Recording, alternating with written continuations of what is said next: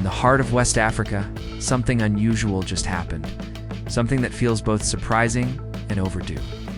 Burkina Faso, a country many people once dismissed as struggling only to survive, has just stepped onto the global stage in a bold way.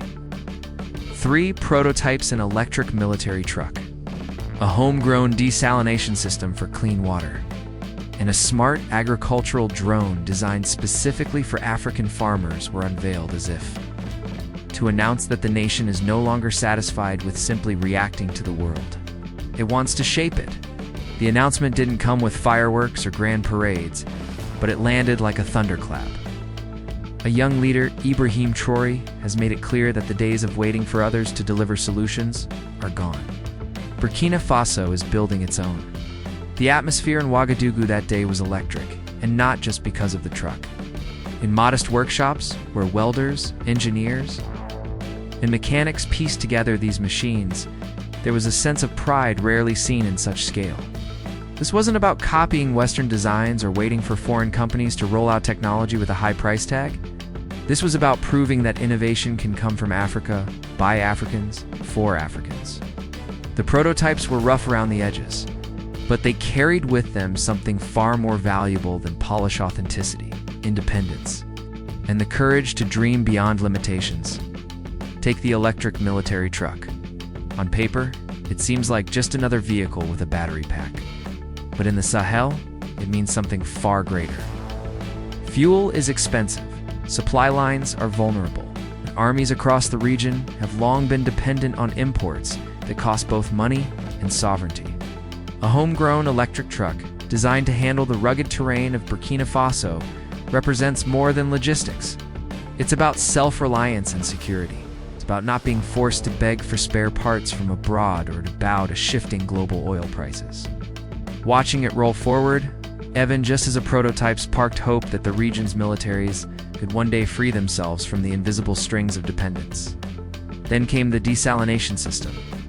For much of the world, clean water is a given, something that flows from taps without a second thought.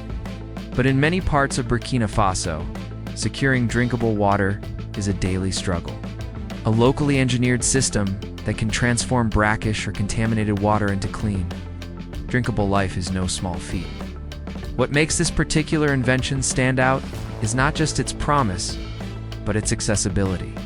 Instead of being built around expensive imported components, it was designed to be affordable, repairable, and scalable in rural communities. It was clear that the minds behind it weren't thinking only about headlines. They were thinking about families, villages, and farmers who simply want the dignity of clean water without relying on costly foreign aid. And then, the drone. Not a toy for hobbyists, but a practical agricultural tool designed to help smallholder farmers monitor crops, detect pests, and improve yields. In a continent where agriculture remains the backbone of life, this drone wasn't a luxury gadget eyes, it was a survival tool. The brilliance wasn't in its flashy tech specs, but in how it was tailored to African realities. Long battery life, rugged build, and a price point within reach. Watching the drone lift into the air, one couldn't help but feel a sense of symbolism: Africa itself rising, scanning its fields with confidence, finally putting technology to work on its own terms. When you zoom out and look at these 3 inventions together, this is about sovereignty, about refusing to sit quietly in the back row of global innovation. For decades, Africa has been treated as little more than a market for other people's inventions or a testing ground for prototypes shipped from abroad. But what Traoré and his team are signaling is that the continent has engineers, visionaries, and builders who are ready to tackle their own problems with their own hands. It's not perfect, but it's a start that feels historic. The reactions were telling. In Burkina Faso, people cheered. Not because they thought these machines would instantly transform their lives, but because they saw a glimpse of something long denied: the power to create. It's hard to overstate how deeply that resonates in a country where imported goods often define the limits of possibility. In workshops, young apprentices spoke about wanting to learn more, to build more, to dream bigger. In villages, farmers nodded at the mention of drones helping them fight pests or manage irrigation. In the capital, university students said this was the kind of vision that gave them a reason to stay, to believe that they could shape their country's future rather than chase opportunity abroad, of course. Outside Burkina Faso, the mood was different.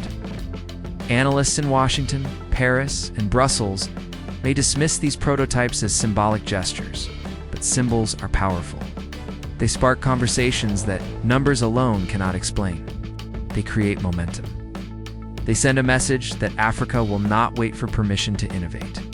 And that message, delivered by a country as small and landlocked as Burkina Faso, is shaking assumptions about what is possible in the Sahel and beyond.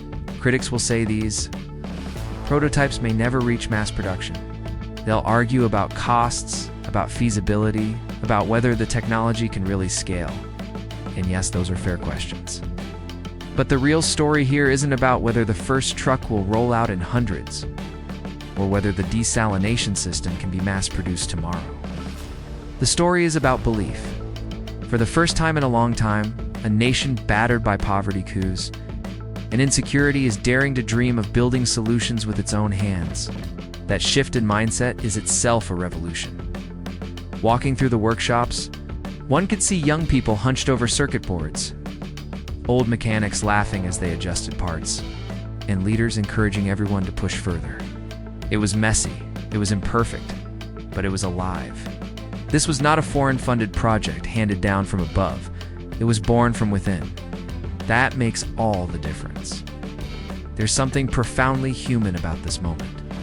It's about a country saying, we may be small, we may be struggling, but we will not be silent. We will try. We will create. We will not wait for others to define us. And when you hear that, when you see it in the eyes of people who have been told for generations that they cannot, it feels like a spark that could ignite something far larger. Burkina Faso's 3 prototypes are not just machines. They are mirrors reflecting a new sense of dignity. They carry with them the weight of history and the promise of tomorrow. They whisper of resilience, of courage, of a continent slowly unchaining itself from old narratives. Whether or not they succeed commercially, they've already succeeded in something greater. They have inspired people to believe that the future can be built, not imported. When you hear the phrase innovation as sovereignty, it might sound like a slogan, maybe even something out of a think tank report. But for countries like Burkina Faso, it isn't just a catchphrase, it's survival. It's dignity, and it's the future taking shape before our eyes. Innovation is no longer just about shiny gadgets or trendy startups. It's about whether a people can stand on their own 2 feet without having to beg for help or bend under the weight of someone else's conditions. Sovereignty in its truest sense isn't just about flags or borders. It's about the ability to build, create, and solve problems with your own hands. Think about what it means for a country that has been described again and again as dependent or fragile, to suddenly show the world it can design its own electric truck or build a desalination system from scratch. It's not just about having new technology. It's about rewriting a narrative that for decades has told Africans they can only consume what others create. To innovate is to reclaim power. To innovate is to say, we will no longer be defined by what we import. We will define ourselves by what we invent. That shift, as subtle as it may seem, is revolutionary. Burkina Faso is not Silicon Valley. It doesn't have the skyscrapers, the deep-pocket investors, or the endless rows of research parks. What it has is grit, creativity, and a determination born out of necessity. And maybe that's what makes its approach to innovation so much more meaningful. When a country that has been battling insecurity and economic hardships chooses to pour energy into creating local solutions, it's not doing it for prestigions, doing it because survival depends on it. That electric military truck? It's not a gimmick. It's a lifeline in a region where dependence on imported fuel and vehicles has made security fragile. By building their own, Burkina Faso is saying, we don't want to be at the mercy of others when it comes to protecting our people. There's an emotional weight to this idea. Sovereignty through innovation isn't just about government policies. It's about what ordinary people feel when they see something made by their own engineers, on their own soil, with their own vision. Imagine a farmer who has spent his whole life struggling against drought and pests, suddenly watching a drone designed in his own country fly over his field. Built with his needs in mind, not imported at a cost he could never afford. That moment is not about technology alone. It's about pride. It's about being seen. It's about finally believing that solutions don't always have to come from somewhere else. And it's not just the farmers. In the city, young students and universities are watching these prototypes roll out and thinking, maybe my degree isn't just a piece of paper. Maybe I can build something that matters. That's a form of sovereignty to the sovereignty of the mind. To believe that your skills, your ideas, and your creativity can matter in a system that for too long has made you feel small. Innovation as sovereignty also means refusing to play by rules that have historically kept African countries on the margins. For decades, powerful nations and international institutions dictated the terms. Who could build what? Who could import what? Who should depend on whom? Tariffs, sanctions, aid packages, they all reinforced a cycle of dependency. But when a country like Burkina Faso starts building its own water systems or electric trucks, it's quietly breaking that cycle. It's saying, we will not be defined by the tools you give us. We will build our own. That independence may not show up immediately in GDP numbers, but it shows up in spirit, in confidence. In the collective psyche of a nation, there is something deeply human about wanting to stand on your own. Every individual knows that feeling the pride of cooking your own meal for the first time, of fixing something without calling for help, of creating something that works. Now imagine that on the scale of a nation. Imagine the electricity that runs through a society when people look around and realize, this was built here. This was ours. This is who we are. It's sovereignty not defined by military might or political declarations, but by creativity, by resourcefulness, by the courage to try. Of course, there are skeptics. Some will say prototypes are just prototypes, that they may never reach mass production, that the costs may still be high, and maybe some of that is true. But sovereignty isn't about perfection. It's about the attempt, the refusal to bow, the decision to try anyway. The moment Burkina Faso welded together the first frame of that electric truck, the moment its engineers pieced together a working desalination system, the old assumptions began to crack. Because sovereignty is not gifted by others. It is built piece by piece, invention by invention, against all odds. Innovation as sovereignty is also contagious. Once one nation dares, others look on and begin to dream. Neighbors begin to ask, if Burkina Faso can try, why can't we? That ripple effect is what changes entire continents. Sovereignty doesn't happen overnight, it spreads. It grows. It inspires. And it begins not with grand speeches, but with ordinary people creating extraordinary things in humble workshops and test fields.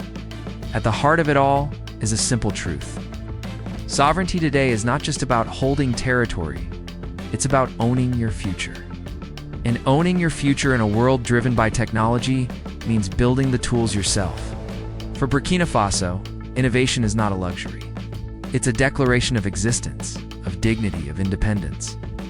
It's a way of saying we are not just participants in the global story. We are authors too. When people talk about progress, it often sounds like something that comes from somewhere else. Foreign companies bring in the latest machines.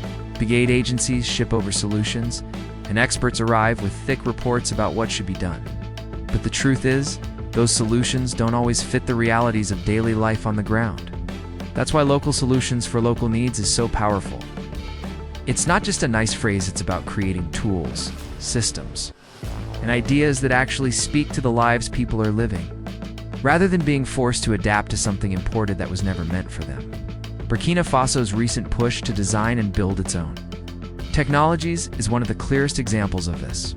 An electric truck built to handle Sahel terrain, a desalination system designed with villages in mind, and a drone created for smallholder farmers. Each of these ideas may look simple to outsiders, but to the people who live with the challenges, they're monumental. They come from a place of understanding. It's from engineers and farmers and communities who know firsthand what the problems are and what kind of solutions will actually work. Think about water. A desalination system might sound like something that belongs in a wealthy coastal city, with gleaming labs and endless budgets. But when people in Burkina Faso work on one, their focus isn't on making it fancy. It's on making it usable, affordable, and fixable in rural areas where access to spare parts or technicians is limited. It's about knowing that a machine can't just look good on paper. It has to survive dust, heat, and the wear and tear of everyday life. That's what makes it a local solution. It's not engineered for a market in Europe or America. It's built for the exact villages where clean water is a daily struggle. The same goes for agriculture. Imported agricultural drones exist, of course, but they're often priced out of reach for the very farmers who need them most. And when something breaks, repairs can mean long waits for parts or expensive shipping. But a drone designed in Burkina Faso, with affordability and ruggedness in mind, is different. It comes from listening to the needs of farmers, from understanding how fields are managed here, and from valuing the idea that farmers deserve tools that don't just sit in government offices or corporate warehouses, but can be used in the hands of ordinary people. That's the heartbeat of local solutions for local needs, building with empathy. It's not just efficiency. Then there's the electric truck.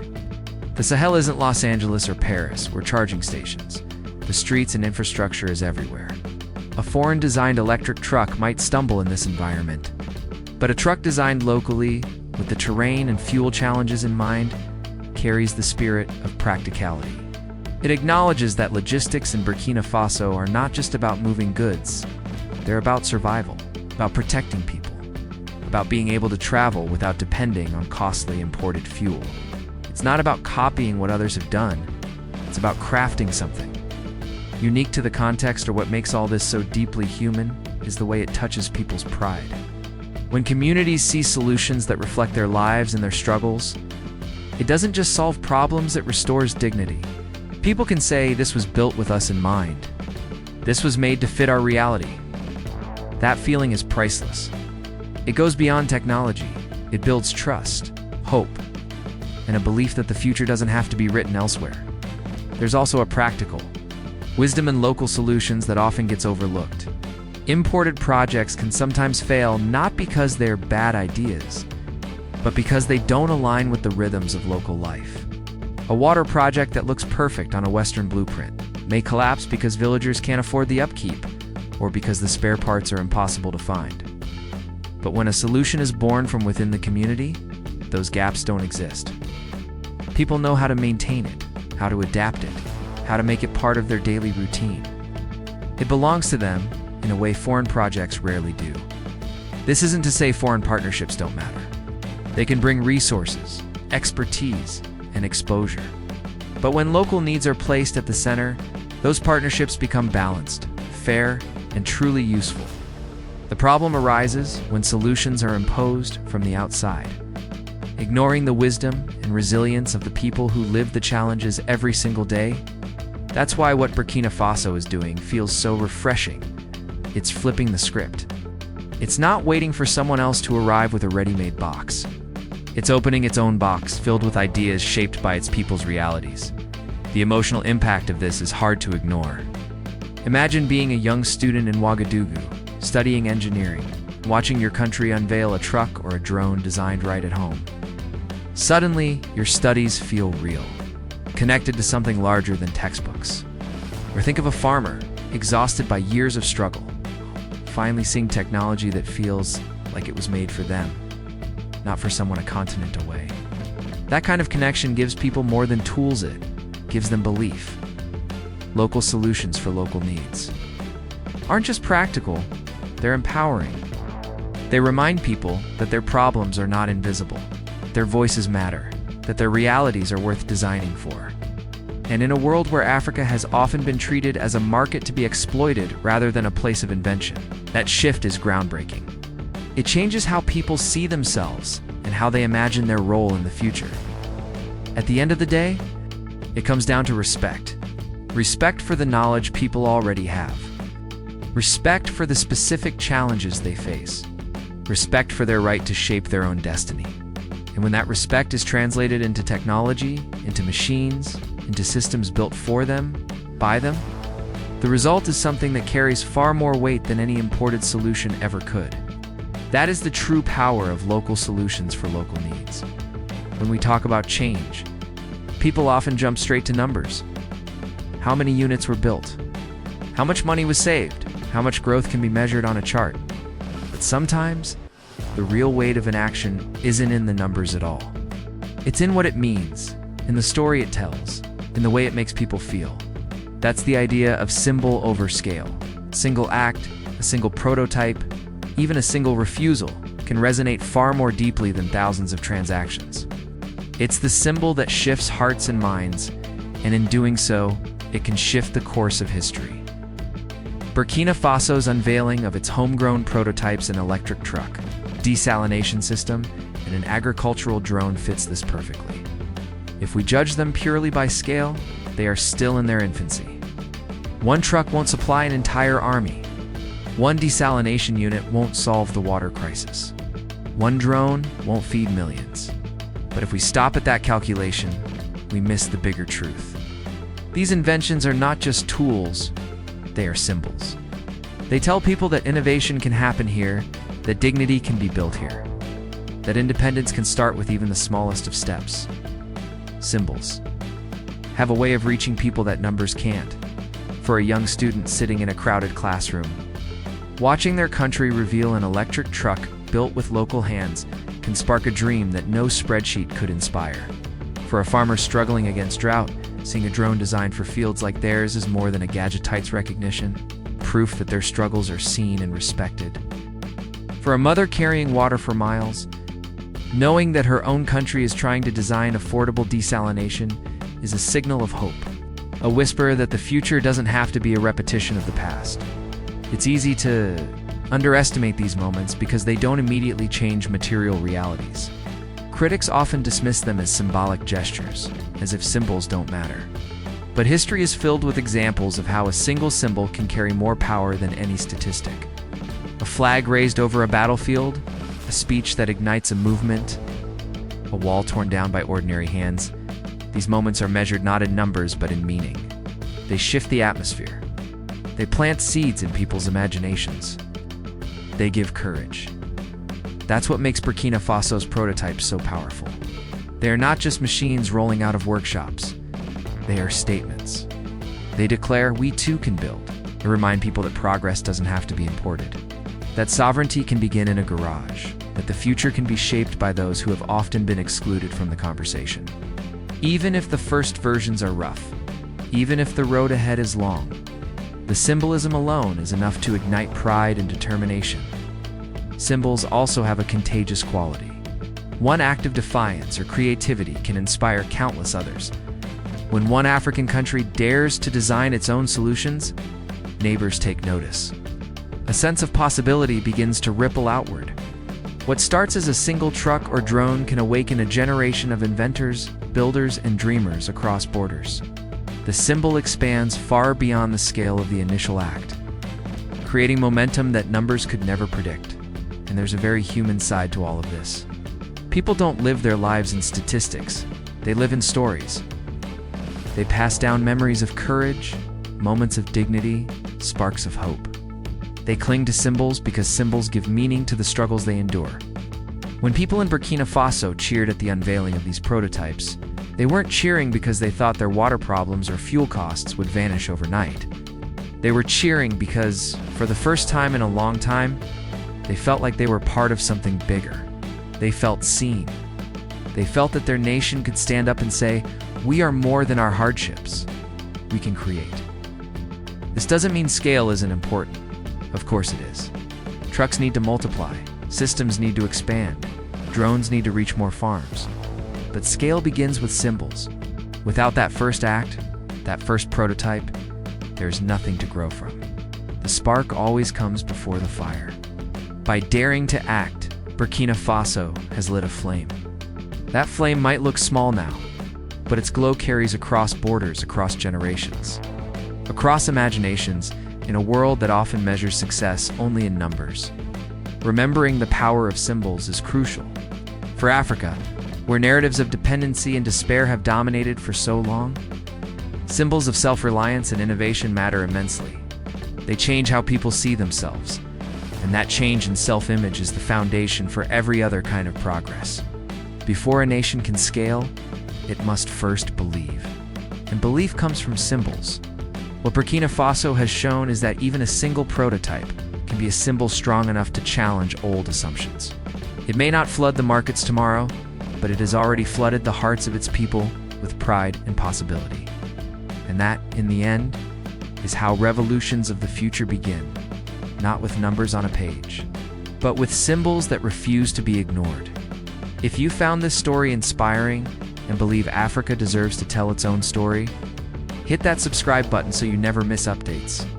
Drop a like to show support for homegrown innovation. And share your thoughts in the comments. Your voice matters in shaping this conversation.